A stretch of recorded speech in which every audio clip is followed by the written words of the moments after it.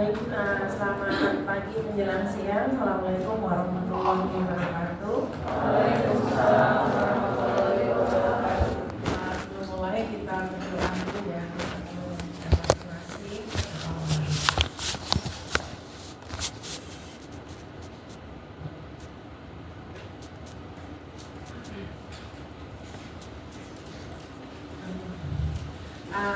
Untuk RPKPS dan slide-nya sudah saya serahkan ke koordinatornya. Mungkin koordinator bisa share ke Oke. Ini untuk RPKPS ya.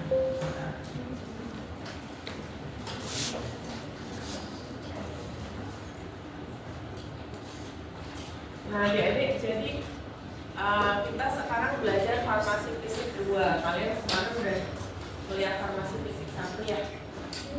Nilainya gimana? Bermacam-macam nilainya. Nah, sekarang kita belajar farmasi fisik 2. Adik-adik harus tahu dulu apa perbedaan antara farmasi fisik 1 dengan farmasi fisik 2. Jadi kalau farmasi fisik 1, kita itu bicaranya tentang molecular dispersion atau dispersi molekuler atau larutan. Itu farmasi fisik 1. Semuanya tentang yang larut sempurna itu di farmasi fisik 1. Ada buffer, ada larutan, ada sifat kelarutan, solubility parameter dan lain sebagainya. Ya, itu ditulis dulu, diingat-ingat. Farmasi fisik 1 tentang apa? Larutan, sesuatu yang larut. Sistemnya adalah sistem satu fase larut sempurna. Itu farmasi fisik 1. Kalau farmasi fisik 2 kita move on. Oke, larutan kita sudah menguasai. Terus larutan sudah, buffer sudah, larutan intrinsik, koefisien partisi, itu kan semuanya larut sempurna. Farmasi fisik 2 kita fokusnya ke sistem 2 fase. Sistem 2 fase, yaitu sistem dispersi. Ada 2 jenis sistem dispersi di farmasi fisik 1 dan pernah saya jelaskan. Apa dispersi apa? Suspensi dan koloid. Kemarin apa catatannya hilang? Dispersi apa? Diingat-ingat SMA. Ada 2 sistem dispersi koloid dan dispersi kasar. Itu yang kita pelajari. Jadi farmasi fisik itu sebenarnya belajar tentang sistem dispersi dan segala macam sifat fisika kimianya. Yang farmasi fisik 1 dispersi molekuler dengan segala macam sifatnya itu. Yang farmasi fisik 2 kita bicara tentang dispersi koloid dan dispersi kasar. Sekarang adik-adik ketik dulu, mungkin bisa googling dulu apa sih dispersi koloid contohnya, apa sih dispersi kasar contohnya, gitu ya. Silakan bisa dilihat-lihat dulu di googling masing-masing dulu sebelum saya mulai. Gelap nggak? Yang belakang nyalain.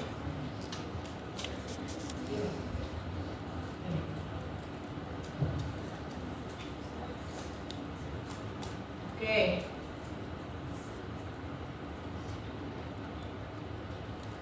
Nah, nanti di RPKPS nilainya ini ya, kalau Anda lihat, jadi UTS, UAS itu ada nilainya, tapi yang lebih besar, yang cukup besar itu adalah nilai penugasan. Jadi nanti aktif aja di penugasan, karena nilai itu nggak hanya berdasar dari UAS atau UTS, itu sama-sama gedenya. Soalnya kenapa? Kadang-kadang di UAS sama UTS tuh nilainya tuh nggak bagus, kurang bagus. Jadinya memang perlu disupport dengan nilai-nilai penugasan, gitu ya. Oke. Nah, pengampunya siapa?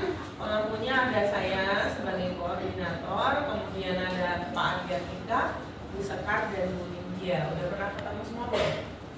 Udah, nah ini ya. Adiat belum?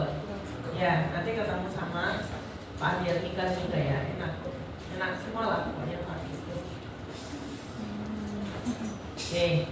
Jadi nanti dibaca-baca untuk farmasi fisik ini, farmasi fisik 2 itu mendasari bagaimana Anda mendesain bentuk sediaan obat. Kalian udah teknologi farmasi belum? Belum. Oh, belum. Oke. Nah, makanya kalian harus belajar farmasi fisik 2 dulu sebelum belajar teknologi farmasi.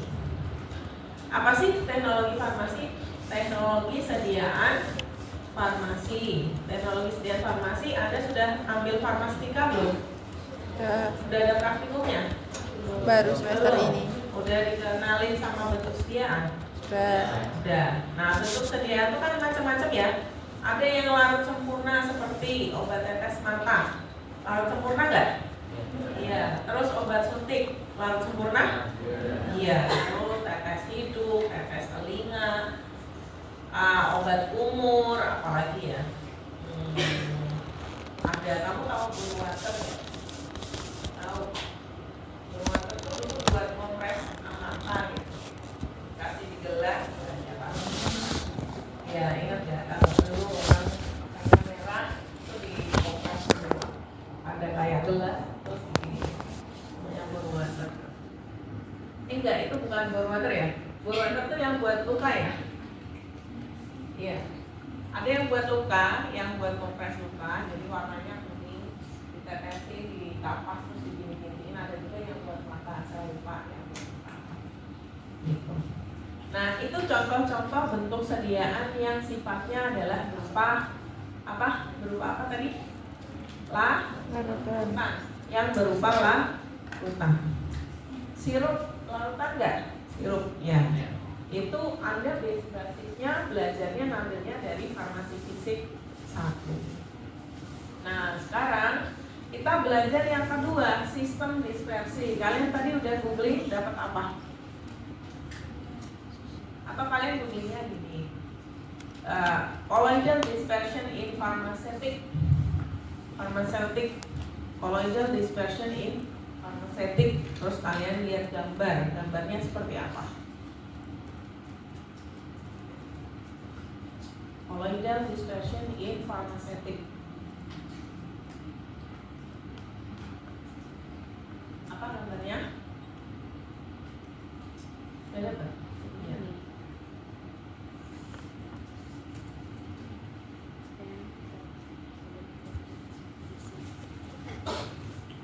Sudah dapat gambarnya? Anda melihat apa aja di situ? Colloidal dispersion in pharmaceutic. Jadi colloidal dispersion in pharmaceutic itu intinya adalah sistem 2 fase. Ada 2 fase yang tidak bercampur. Itu adalah sistem dispersi yang akan kita pelajari di farmasi fisik 2. Contohnya apa? Sistem dispersi yang nggak campur. Air sama kopi, benar. Air sama kopi itu partikel ya, itu padat. Air cair, padat di dalam cair. Kalau dalam bahasa kerennya farmasi itu namanya adalah suspensi. Tapi kamu lihat nggak ada kopi yang dia tuh larut sempurna? Pernah lihat nggak? Contohnya apa? Nescafe, ya kan? Nescafe itu bentuknya kayak apa? Kayak granul ya, serbuk ya. Bukan kopi kan itu. Berarti itu adalah ekstrak kopi yang sudah diberi dengan bahan pengisi. Jadi itu yang ditaruh di situ adalah ekstraknya, bukan kopinya. Sehingga ketika dilarutkan itu bisa larut sempurna. Itu maksudnya apa berarti? Larutan. Jadi dalam kita memformulasi obat maupun makanan atau nutrasetika, kita bisa mendasarkan pada ilmu farmasi fisik. Kamu pengen kopinya larut, gimana? Oh gitu. Oke, berarti tak ekstrak dulu, terus tak tambah surfaktan atau yang lain lah. Gimana caranya biar larut sempurna? Anda pernah lihat kopi yang dia tuh nggak larut terus dia mengendap? Sering ya? Sering. Apalagi kalau yang kopinya tubruk gitu ya. Nah, itu gampang sekali mengendap. Tahu nggak kenapa mengendap? Kenapa kopinya mengendap? Ya, ukuran partikelnya besar karena densitas, tahu densitas? Berat jenis partikel kopinya lebih besar daripada berat jenis air, makanya terus cepat mengendap. Kamu pernah beli es coklat? Pernah. Di mana es coklat? Iya, setelah beberapa lama ya, sama. Itu bahwa es coklatnya tuh berarti dia bukan ekstraknya. Terus kamu punya tips gak? Misalnya mau bikin es coklat atau kopi biar supaya zatnya tuh keluar semua. Pakai air panas. Kenapa harus pakai air panas? Meningkatkan kelarutan. Itu Anda menggunakan prinsip farmasi fisik, improving solubility. Ada lagi nggak yang bisa dilakukan supaya itu nih coklatnya benar-benar rasa nendang apa? Selain pakai air panas. Gimana? Yang efek lainnya apa? Jumlah air yang kamu tambahkan, bener nggak? Jumlah air yang kamu tambahkan. Kalau airnya yang ditambah banyak, gimana? Rasanya kurang. Itu prinsipnya adalah konsentrasi dan pengenceran kan?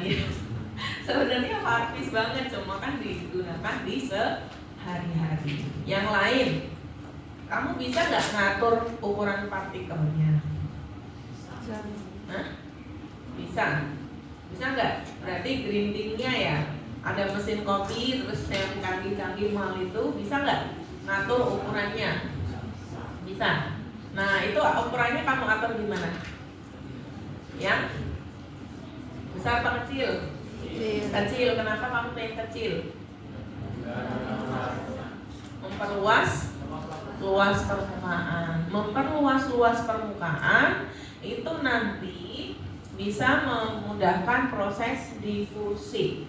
Proses difusi dari zatmu, dari coklat atau dari kopi untuk keluar dan larut. Nah sekarang saya mau nanya, nih ada namanya kopi Vietnam ya, aku nggak tahu namanya, bukan pecinta kopi ya. Yang di atas itu apa sih?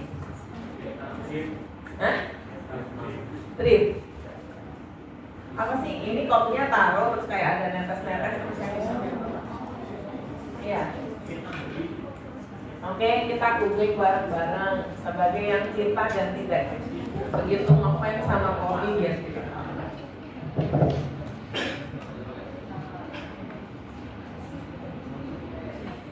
Namanya Vietnam apa? Drip. Oke.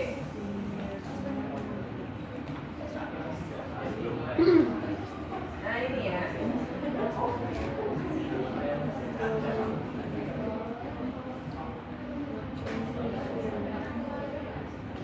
Ini proses apa sih? Kok nggak kelihatan?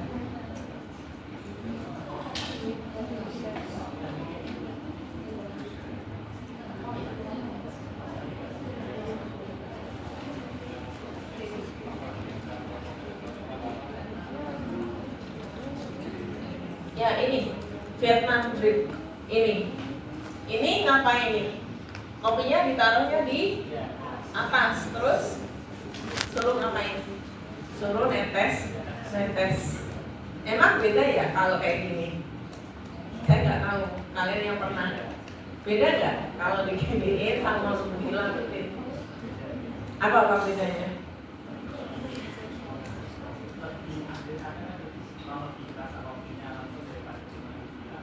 Oh, lebih kerasa kopinya langsung daripada dilarutin. Biasanya cangkirnya kecil ya. Jadi itu masuk prinsip yang tadi, yang kedua. Yang ketiga, karena drip ini adalah akan lebih lama interaksinya.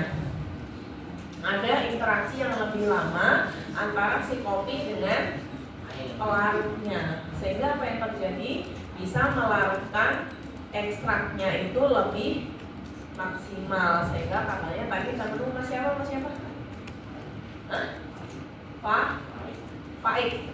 Kata Mas Faik lebih nendang rasanya ya. Ini namanya memperlama interaksi antara si kopinya itu dengan pelarutnya. Kalau di farmasi ada nggak proses seperti ini? Yes, we did. Namanya kromatografi kolom. Tapi kita nggak pakai kopi.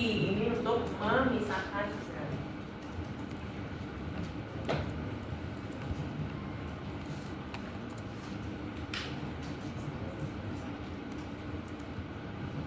Mirip nggak? Ya, ini kalau di farmasi kita pakai kayak gini. Kamu taruh di atas, terus habis itu nanti terus yang di bawah yang ditampung. Mirip Vietnam grip, tapi ini untuk scientific, digunakan untuk mengisolasi zat tertentu. Ya, jadi itu sistem dua fase. Ini sama, ini juga sistem dua fase. Ada zat yang diam, ini partikel-partikel, dan ada zat cair.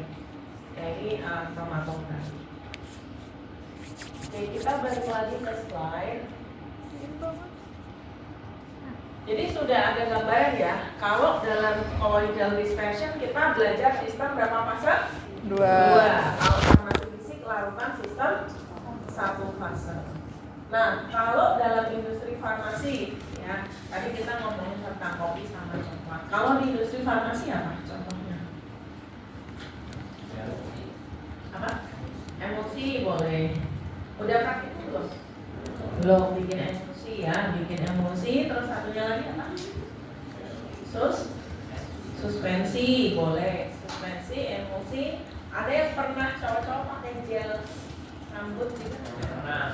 Ya, itu juga sistem hydrocolloid, colloid yang hydro ya, gel. Terus adik-adik yang ciri-ciri punya sahabat kosmetik itu pernah dilihat nggak itu sistemnya apa? Larutan, apakah sistem satu fase, dua fase? Oh enggak Bu, saya powder. Ya, kan ada sistem yang dua fase, kayak misalnya ada yang pakai serum, ada yang pakai serum, ya serum gitu ya, itu adalah sistem-sistem di dalam dispersi colloid. Nah, makanya kita belajar ini karena dalam formulasi obat, makanan, nutraseptik dan kosmetik itu kita banyak sekali memakai dispersi colloid. Kenapa sih kok pakai dispersi colloid nggak larutan aja? Betul kenapa? Sekarang diskusi dulu sama temennya. Kenapa sih kok nggak pakai larutan aja? Kenapa harus menggunakan sistem dua fase? Coba diskusi dulu. Diskusi sama temennya ya.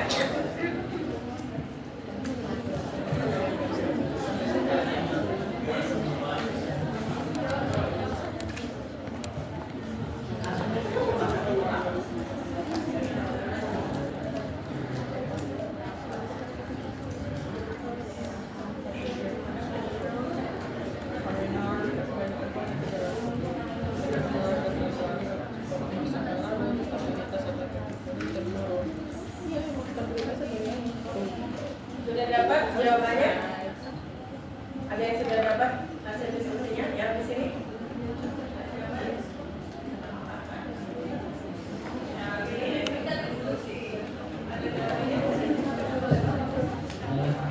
Mungkin itu Bu, karena kan nggak semua senyawa atau molekul itu sifatnya sama ya, ada yang polar dan polar, sehingga nggak semua itu bisa nyatu itu jadi satu fase.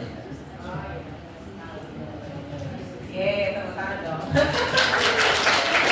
Ya benar, jadi tidak semua zat itu sama sifatnya, sifat fisika kimianya. Ada dia bisa cocok dibikin larutan, dia mudah larut. Tapi ada juga zat yang dia nggak suka dibikin larutan. Kenapa nggak suka? Saya tuh nggak larut, saya tuh non polar. Kalau saya dipus jadi larutan, ya bisa. Tapi konsentrasi saya gimana? Kecil, ya.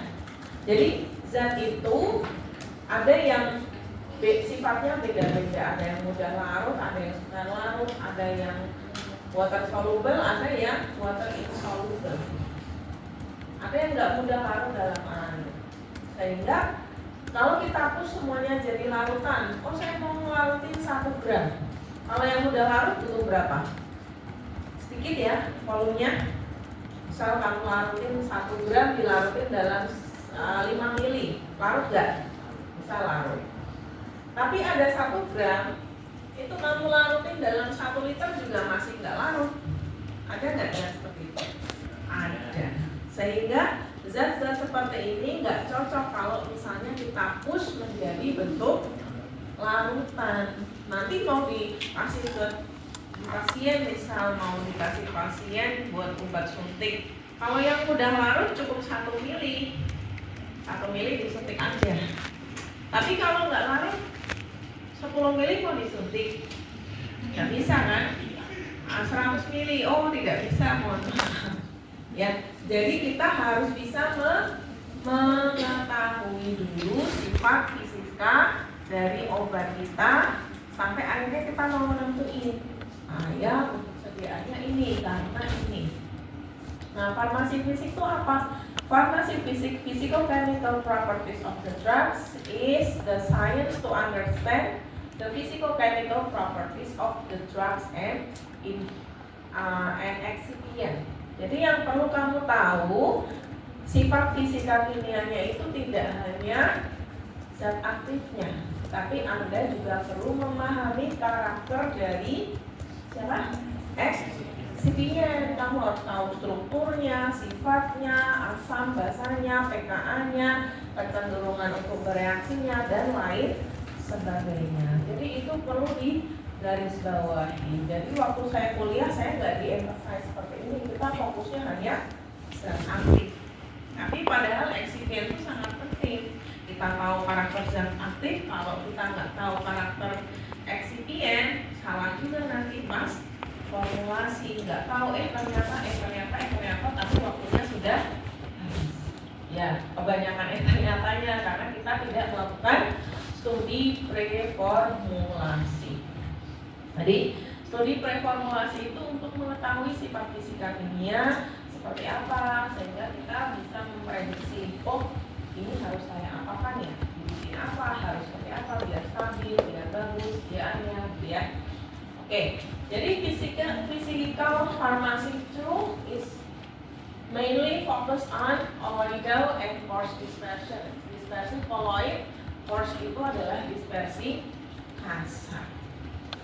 Mereka tuh mirip sistem, sama-sama sistem 2 fase, tapi satunya ukuran partikelnya lebih besar. Yang lebih besar yang siapa? Yang dispersi kasar. Jadi sebenarnya kita belajar satu hal, sifatnya mirip tapi ukurannya beda. Ya.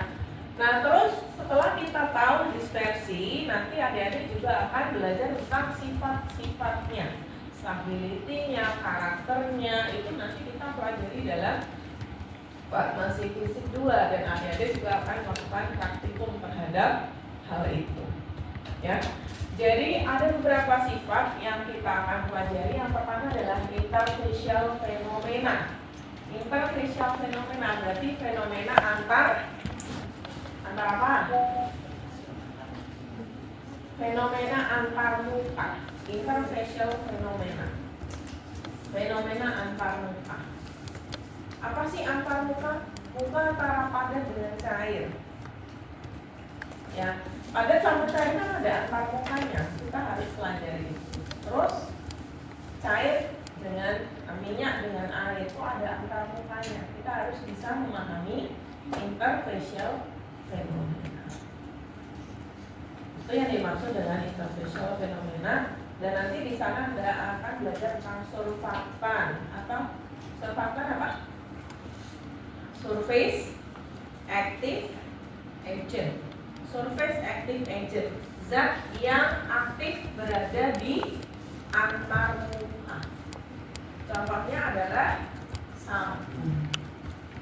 Sabun, kamu deterjen itu dia aktif di antar muka, sehingga dia bisa membersihkan kotoran, noda. Nodanya katanya diangkat kalau iman-iman, mengangkat noda. Gimana caranya? Caranya mengangkat noda adalah dengan menurunkan tegangan muka sehingga zatnya bisa terbasahi dan diangkat.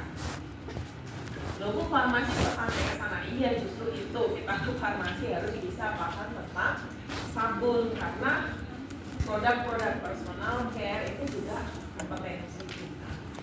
Ya. Oke.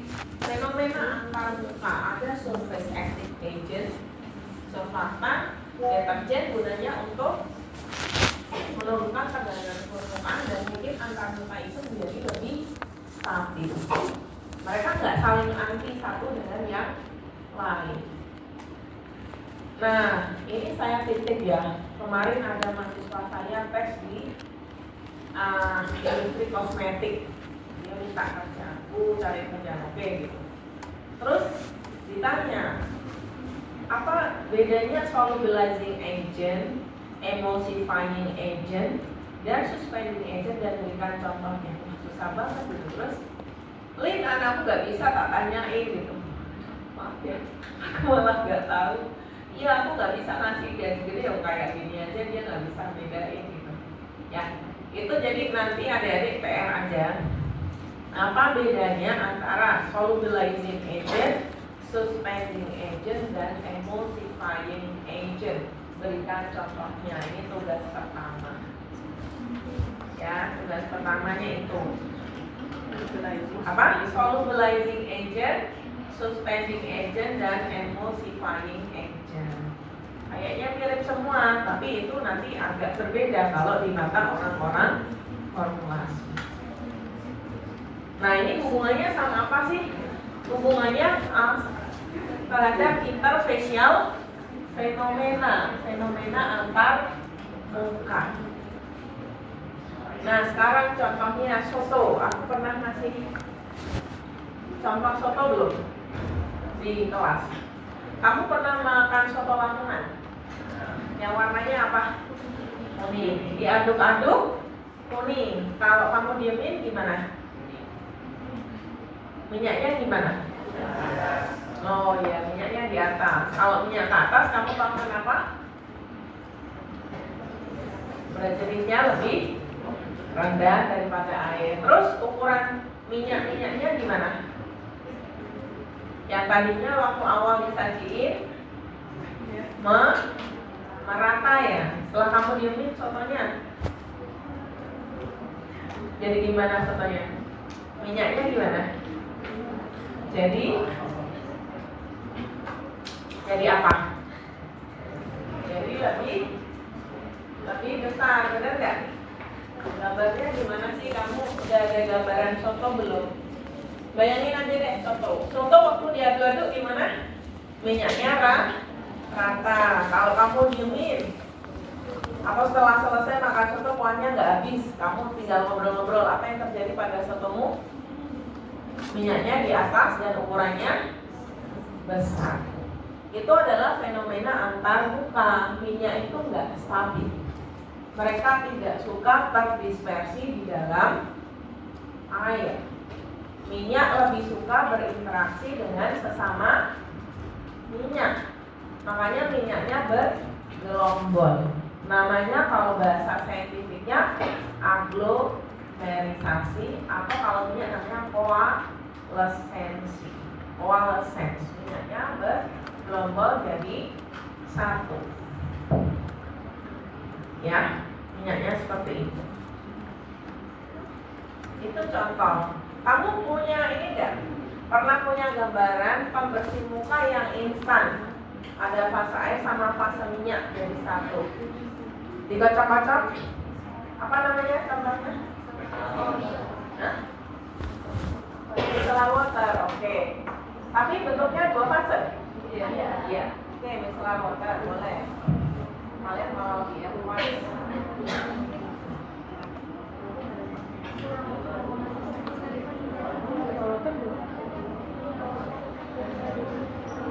Adakah yang dua kali? Sama makanya. Ini cuma satu fase ya.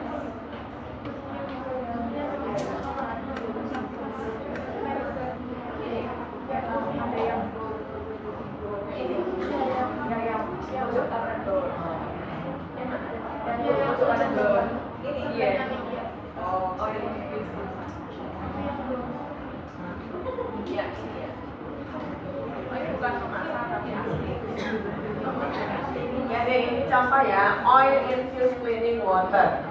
misela. Apa sih misela? Misel itu hubungannya dengan interfacial fenomena. Kamu ketik dulu myself. Itu misela itu nggak sekedar nama. Misel itu adalah ada namanya critical micelle concentration atau namanya CMC. Ya, misel. Bukan misel penyanyi, myself. Sudah lihat misel? Oke, jadi itu sistemnya 2 fase dan dia nanti yang atas minyak, yang bawah air, nanti dia akan jadi dispersi emosi, kan? Emosi tapi di luarnya pasti ada surfaktan, semacam deterjen yang mampu melakukan stabilisasi. Makanya namanya di situ micellar water. Oke.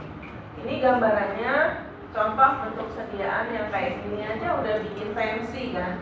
Oh bagus juga ya produknya, beda ya dari yang lain. Padahal ini sebenarnya ya formulasi yang berdasarkan dispersi favorit.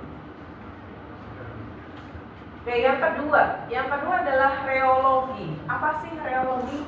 Reologi adalah sifat alir zat.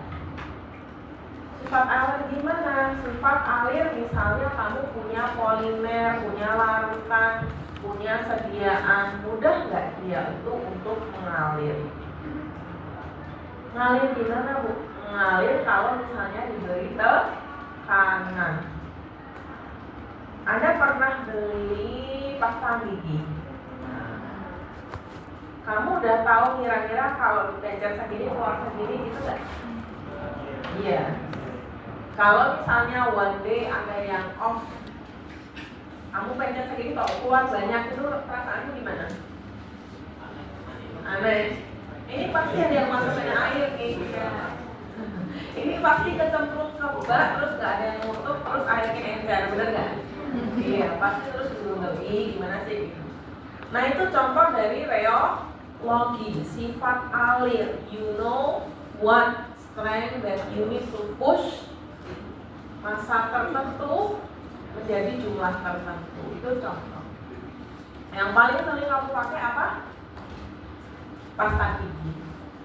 Contoh lainnya misalnya adik-adik memakai shampoo. Kamu shampoo-nya apa? Pepin. Saya cuma Emerald.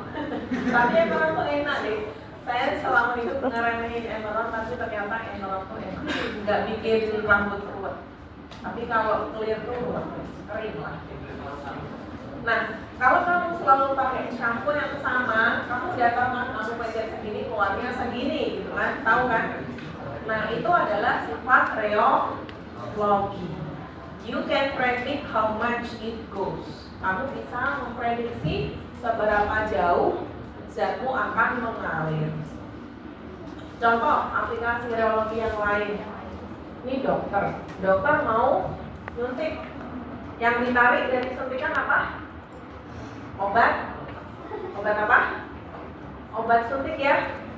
Obat suntik. Terus habis udah ya, habis ditarik, terus dokternya akan injek ke sini. Pernah nggak misalnya tiba-tiba berat gitu? Kalau berat kan kasihan pasiennya kan? Atau perawat lah ya. Mau diinjak kok berat banget, terus dia fokus, terus ternyata malah kayak malah kenain. Ya, jadi reologi berfungsi untuk kita mengatur karakteristik dari zat atau bentuk sediaan yang kita mau bikin.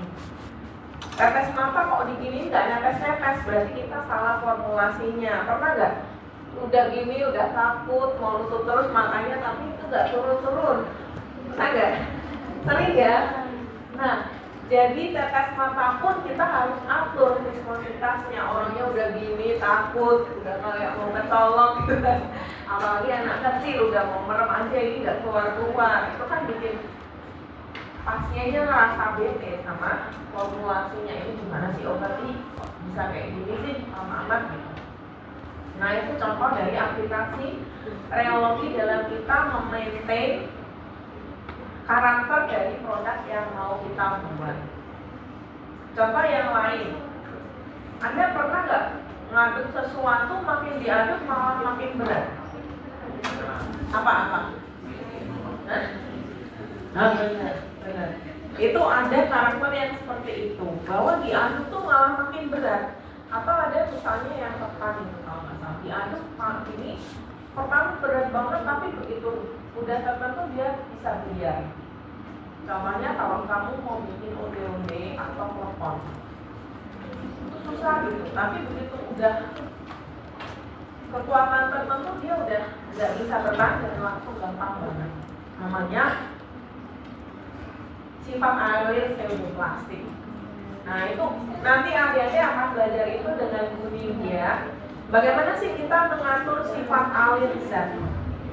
Ya, mengatur sifat alir zat itu nanti dipelajari. Nah ini ada yang menarik, saya pernah punya cerita ke mahasiswa SPO. SPO itu sistem pengeteran obat. Kamu tahu filler? Filler itu apa? Iya, mengisi. Biar cantik. Kalau mikirnya lain, jangan mikir yang lain lagi. Ini tentang muka ya, bukan yang kolagen. Filler ya, filler. Ada yang kamu ketik dulu ya filler. Filler itu ketika mau disuntikin dia harus gimana? Harus bisa ngalir kan? Ya, kalau udah disuntikin dia ngapain? Harus bisa ngalir juga. Kalau ngalir kayak yang itu. Kamu tahu dibogem? Dibogem itu bogem perdana. Sunat. Oh iya, ada waria. Ada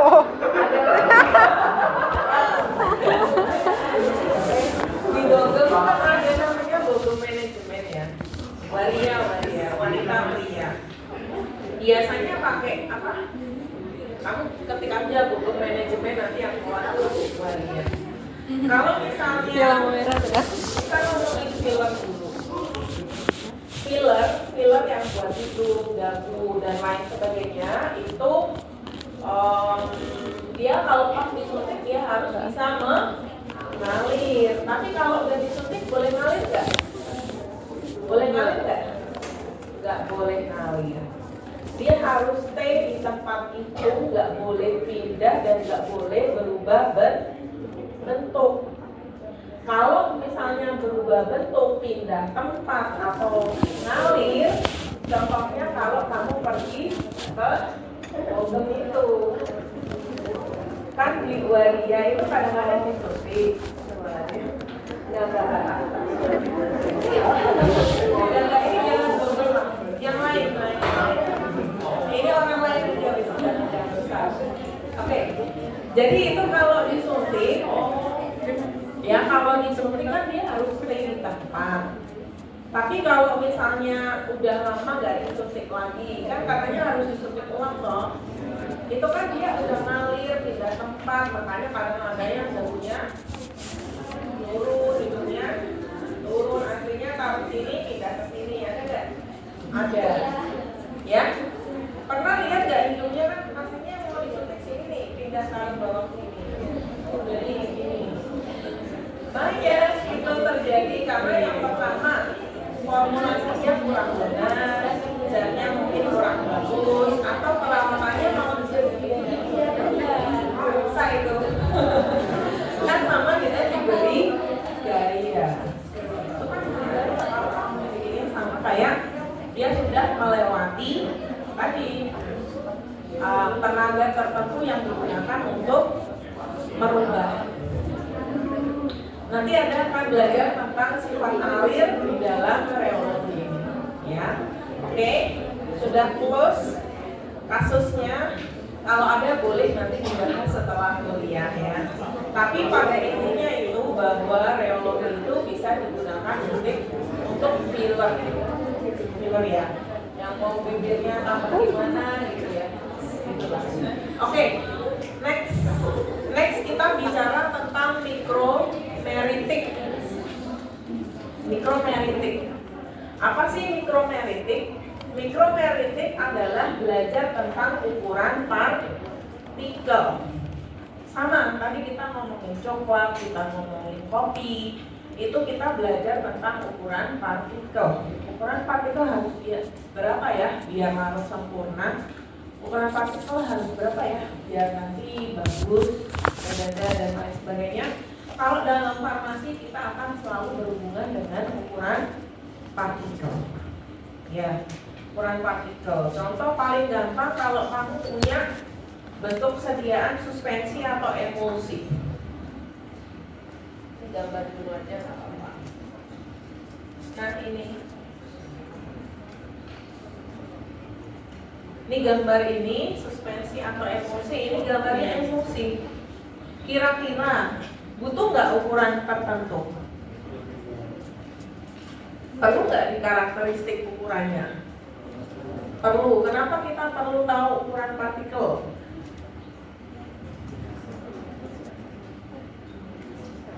Boleh nggak kita bikin ya udah kirim, packing kirim, udah bikin campur-campur kirim, nggak dikarakterisasi ukuran partikelnya, boleh nggak?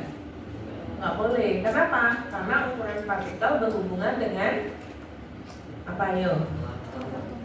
Ya, kelarutan. Tapi itu kan sekarang bukan pelarut. Sekarang bukan kelarutan ya. Sekarang kita ngomongin sistem 2 fase. Tadi ukuran partikel menentukan tadi loh, yang kopi, coklat tadi. Konsentrasi boleh. Tadi penyerapan boleh. Tapi yang paling dekat adalah pengendapan. Iya, kayak tadi minyak, terus partikel seperti itu kan ini harus kita karakterisasi. Karena kalau dia besar, dia akan mudah untuk bersatu yang satu dengan yang lain sehingga sistem kita menjadi tidak stabil. Kalau nggak stabil, oh yang sini konsentrasinya besar, sini kecil ya, tadi hubungannya dengan dosis.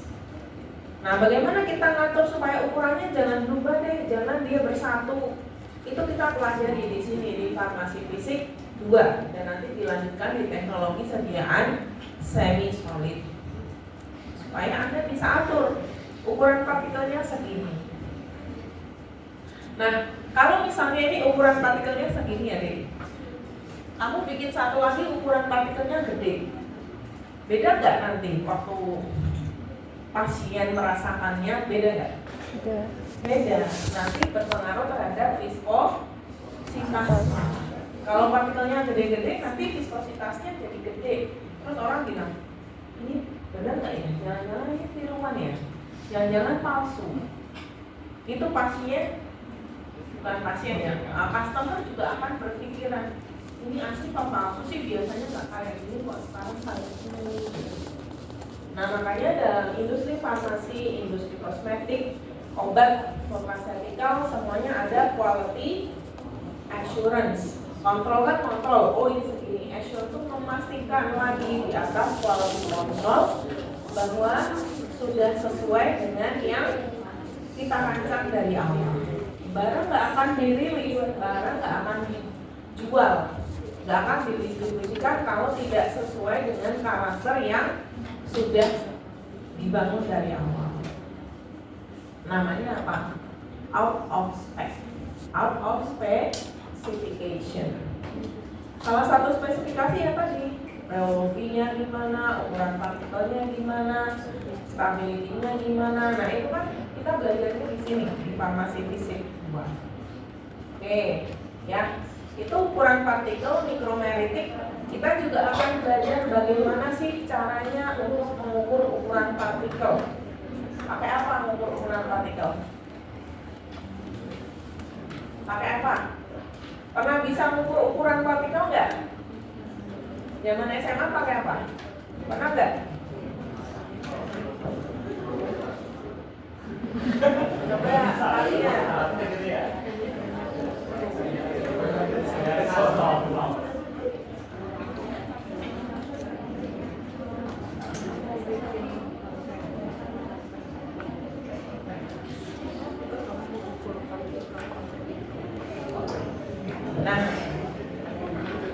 di dalam mikromeritik kita juga melihat tidak hanya ukuran, tapi surface-nya seperti apa.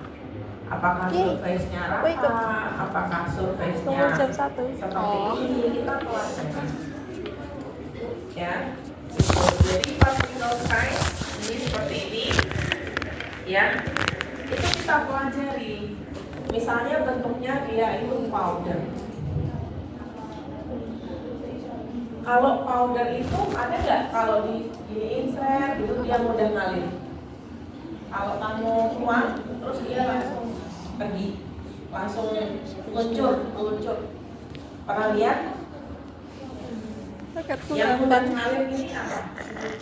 Gampangnya. Pasir boleh. Kamu gini langsung ini. Jam pasir lah ya. Tapi ada nggak? Kalau kamu giniin dia tuh nggak ngalir. Apa? Tepung boleh. Yang lain. Kamu giniin nggak ngalir. Tepung ada nggak ngalir. Susu ya boleh. Susah juga kan makanya sampai habis disendok. Padahal dalam industri farmasi semuanya itu menggunakan otomatis. Bisa fokus lagi, Ibu. Iya. Semenit lagi. Ya. Jadi ini kan semuanya kalau adik-adik mau nuang mau apa itu semuanya menggunakan otomatisasi. Kalau ini mudah ngalir, nggak mudah ngalir nanti problem ketika dilakukan di industri. Udah kamu set gini kok nggak ngalir, terus harus di-set seperti apa? Jadi powder apapun granul itu harus Anda sudah bisa prediksi kemampuan dia untuk mengalir. Salah satunya dipengaruhi oleh ukuran dan juga surface. Paham ya? Bentuknya tuh apakah rata? Apakah bentuknya itu bergerigi sehingga saling mengunci? Kalau dia bulat, gampang langsung ngalir. Tapi kalau dia bentuknya nggak rata, dia kalau terus dia akan saling mengunci. Jadi nggak mau ngalir. Kamu udah dimirikin sekian, ternyata yang keluar nggak segitu. Jadinya nanti masalahnya ada pada proses produksinya yang out of spesifikasi. Kamu kalau segini harusnya keluar 8 gram gitu, tapi kok enggak cuma 1 gram, aduh nggak jadi gitu ya. Itu sedikit tentang micromeritics. Jadi hal kecil tapi akan bermanfaat untuk otomatisasinya. Oke, sampai di sini dulu adik-adik karena ini cuma 1 jam ya. Terima kasih, sampai ketemu lagi minggu depan. Wassalamualaikum warahmatullahi wabarakatuh.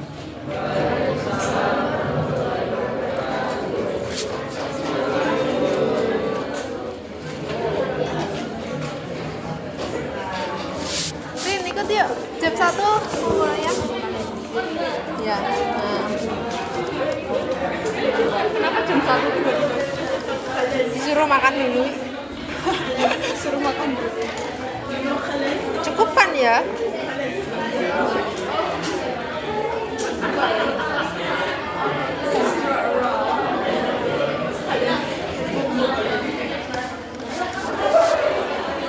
Laptopmu bisa sih. Tadi mau apain? Aku keluarin aja apa ya tadi aku lupa kontrol alt delete. Ya kan di YouTube tuh aku biasanya gitu.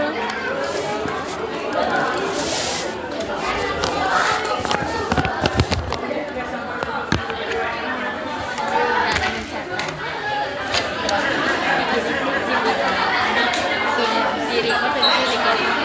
Apanya? Di record habis itu dikirim. Kalau tidur sih.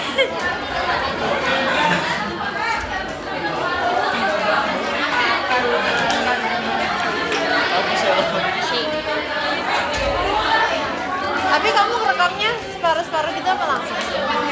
Aku tadi buka dua apa website. Jadi itu udah direkam nih. Aku kirim langsung. Habis itu aku buka buka website satunya lagi, rekam lagi. Soalnya kalau cuma satu website itu kan ChatGPT-nya tuh kayak banyak banget nih. Biasanya dia berhenti sendiri belajar dari semester 1. Cutting pro nih. Udah bisa kuliah nih.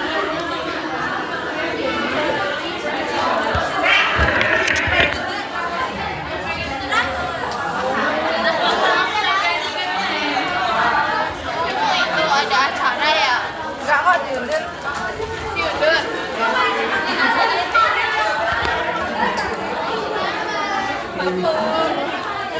Yuk, geser. Itu dah.